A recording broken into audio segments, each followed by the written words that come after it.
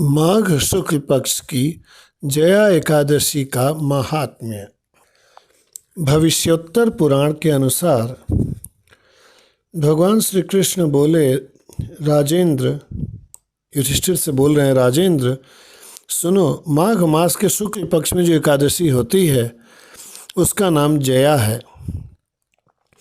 वह मनुष्यों को भोग और मोक्ष प्रदान करती है, साथ ही वह ब्रह्म हत्या जैसे पाप तथा पिशाचत्व का भी विनाश करने वाली है। इसका व्रत करने पर मनुष्यों में कभी भी प्रेत योनि में नहीं जाना पड़ता है मनुष्यों को। इसलिए राजन, प्रयत्नपूर्वक जया नाम की एकादशी का व्रत करना चाहिए। प्रेत योनि से व्यक्ति छूट जाए, ये बहुत बड़ी बात है, क्योंकि कोई भी पितृकर्म इत्यादि होते हैं तो उसमें प्रेतस्य कह के अपने पितरों को संबोधित करना पड़ता है। बहुत दुख होता है।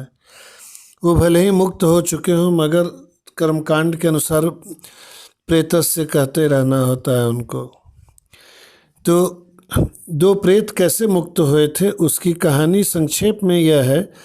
एक समय की बात है, स्वर्गलोक में देवराज इंद्र को लगा कि माल्यवान व पुष्पवंती मेरा अपमान कर रहे हैं। वे उनका अपमान नहीं कर रहे थे, परंतु यही होता है कि राजा को गलत लग गया तो लग गया, और उन्होंने श्राप दे दिया कि जाओ तुम लोग स्वर्ग से स्खलित होकर के पिशाच बन जाओ।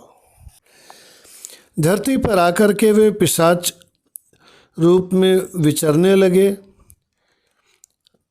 बहुत कष्ट में थे। एक दिन पिशाच ने अपने पत्नी पिशाची से कहा कि हम लोगों को पूर्ण प्रयत्न करके पाप से बचना चाहिए।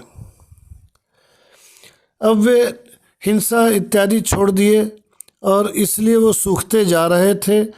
दैव योग से उनके इस निर्णय करने के बाद उनको माघ मास की एकादशी तिथि प्राप्त हो गई। ये तिथि जया नाम से विख्यात है और बहुत उत्तम तिथि है। उस दिन वे दोनों अनजान में ही सब प्रकार के आहार को त्याग दिए थे, जलपान तक नहीं कर रहे थे। उन्होंने किसी भी जीव की हिंसा भी नहीं की, पेड़ों के फल तक नहीं खाए। निरंतर दुख से युक्त होकर वे एक पीपल के समीप बैठ कर के एक दूसरे के पास बैठे रहे। सूर्यास्त हो गई, उन्हें नींद नहीं आई। उन्होंने किसी तरह का कोई शारीरिक सुख नहीं लिया। सूर्योदय हो गया, द्वादशी का दिन आया। उन पिशाचों द्वारा जया के उत्तम व्रत का पालन हो गया था। उन्होंने रात में जागरण भी कर लिया था। इस व्रत के प्रभाव से तथा भगवान विष्णु की शक्ति से उन लोगों की पिशाचता दूर हो गई। पुष्पवंती और माल्यवान अपने पूर्व रूप में आ गए। उनके हृदय में वही पुराना स्नेह उमड़ रहा था। उनके शरीर पर पहले ही जैसे अलंकार शोभा पा रहे थे। वे दोनों मनोहर रूप धारण करके विमान पर बैठे और स्वर्गलोक में चले गए। वहाँ देवराज इंद्र के सामने जाकर दोनों ने बड़ी प्रसन्नता के साथ उन्हें प्रणाम किया।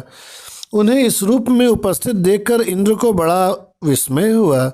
उन्होंने पूछा कि किस पुण्य के प्रभाव से तुम्हारा पिशाचत्व दूर हुआ, क्योंकि तुम तो मेरे द्वारा श्रापित हो चुके थे। फिर किस देवता ने तुम्हें छुटकारा दिलवा दिया? माल्यवान बोला, स्वामिन, भगवान वासुदेव की कृपा तथा जया नामक एकादशी के व्रत से हमारी पिशाचता दूर हुई है।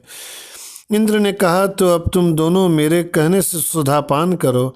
जो लोग एकादशी के व्रत में तत्पर होते हैं और भगवान श्री कृष्ण और भगवान श्री शिव के शरणागत होते हैं, वे हमारे भी पूजनीय हैं। भगवान श्री कृष्ण कहते हैं, राजन,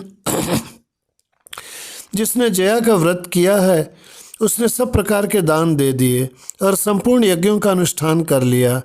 इस महात्म्य के पढ़ने और सुनने से अग्निष्टोम यज्ञ का फल मिलता है। बोलिए जय एकादशी की जय। जय जय श्री सीताराम।